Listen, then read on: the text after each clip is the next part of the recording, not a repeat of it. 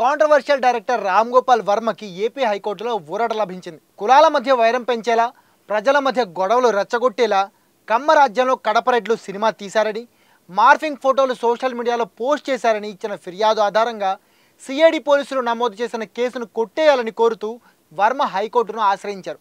దీనిపై విచారణ జరిపిన న్యాయస్థానం ఆ కేసు ఆధారంగా 6 వారాల పాటు చర్యలు నిలుపుదల చేస్తూ తర్వాత విచారణ ఏప్రిల్ 17కు వాయిదా వేస్తూ తీర్పునిచ్చింది.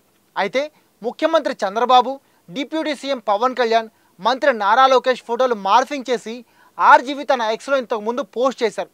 దీనిపై గత ఏడాది నవంబర్ 10న వర్మపై మద్దిపాడు పోలీస్ స్టేషన్లో కేసు నమోదైంది. నవంబర్ 19, 25 తేదీలో 2 సార్లు నోటీసులు ఇచ్చినా ఆయన విచారణకు హాజరు కాలేదు. పోలీసు విచారణకు హాజరు కాకుండా కొద్ది రోజులు అజ్ఞాతంలోకి వెళ్ళిపోయారు. అయితే ఆ కేసులో పోలీసులు అరెస్ట్ చేయకుండా ఉండేందుకు న్యాయస్థానాన్ని ఆశ్రయించి ముందస్తు బెయిల్ పొందారు. ముందస్తు బెయిల్ మంజూరు చేస్తూనే పోలీసుల విచారణకు సహకరించాలని ఆర్జీవిని ఆంధ్రప్రదేశ్ హైకోర్టు ఆదేశించింది.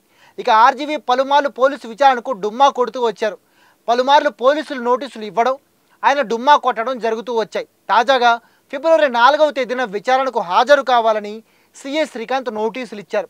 ఈ నోటీసులపై స్పందించిన ఆర్జీవి 7న విచారణకు వస్తానని పోలీసులకు సమాచారం ఇచ్చారు.